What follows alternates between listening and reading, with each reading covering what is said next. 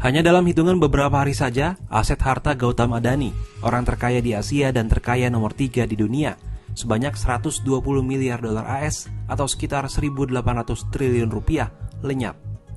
Lalu siapa Gautam Adani? Bagaimana ia bisa menjadi miliarder India, yang kemudian menduduki peringkat sebagai orang terkaya nomor 2 di dunia? Miliarder India Gautam Adani menempati posisi kedua sebagai orang terkaya di dunia versi indeks miliarder Bloomberg. Ia menggeser posisi pendiri Amazon Jeff Bezos sekaligus menjadi orang Asia yang mendapat peringkat tertinggi dalam daftar orang terkaya Bloomberg sejak indeks ini dibuat. Mengutip Bloomberg, kekayaan Adani yang mencapai 149,6 miliar US dollar jauh berada di bawah Elon Musk yang menempati posisi pertama dengan kekayaan mencapai 260 miliar US dollar. Kekayaannya juga hanya terpaut 19 juta US dollar dari Jeff Bezos. Gautam Adani lahir dari keluarga kelas menengah di Ahmedabad, ibu kota negara bagian Gujarat yang berada di pantai barat India. Adani memilih putus kuliah untuk berdagang berlian di Mumbai. Ia kemudian pulang ke kampung halamannya, bergabung dengan saudaranya berbisnis impor plastik. Pada 1980-an ia mendirikan Adani Enterprise yang memperjualbelikan semua barang, dari sepatu hingga ember. Momen sukses Adani dimulai saat pemerintah India mulai membuka ekonominya pada 1990-an. Saat ini mulai bermunculan kelas menengah baru di India yang membutuhkan banyak suplai energi. Adani mencoba peruntungannya dengan berinvestasi di sektor konstruksi, tambang batu bara, hingga merambah ke pelabuhan. Proyek besar pertamanya adalah Pelabuhan Mundra. Saat ini pelabuhan itu merupakan pelabuhan komersial terbesar di India. Perusahaan Adani menjadi operator pelabuhan swasta terbesar di negaranya. Hanya dalam 1 dekade, Adani juga menjadi pengembang dan operator tambang batu bara terbesar di India.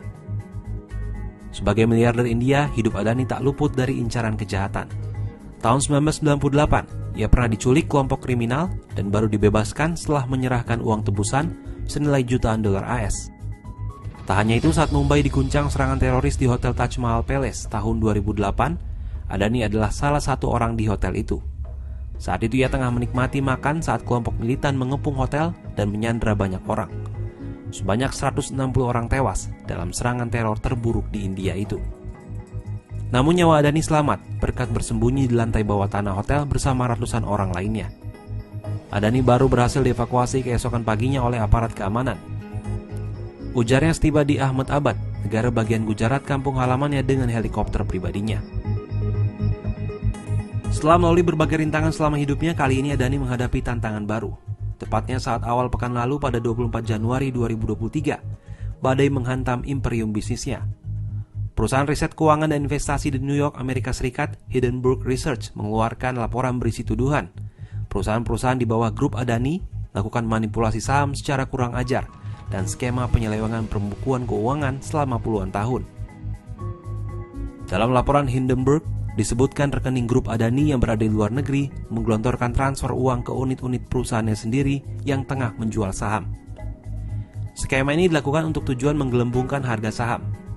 Hindenburg juga membongkar praktik penjualan saham untuk kemudian dibeli lagi dengan harga lebih murah atau short position di perusahaan-perusahaan Adani melalui surat utang yang diperdagangkan di AS dan instrumen derivatif yang diperjualbelikan di luar India.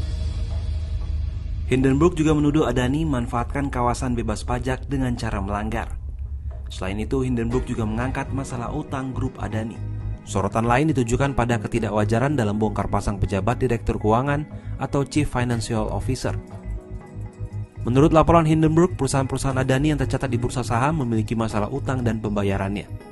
5 dari 7 perusahaan tersebut dilaporkan memiliki rasio di bawah 1%. Mengindikasikan bahwa 5 perusahaan itu mendekati kondisi tekanan likuiditas jangka pendek.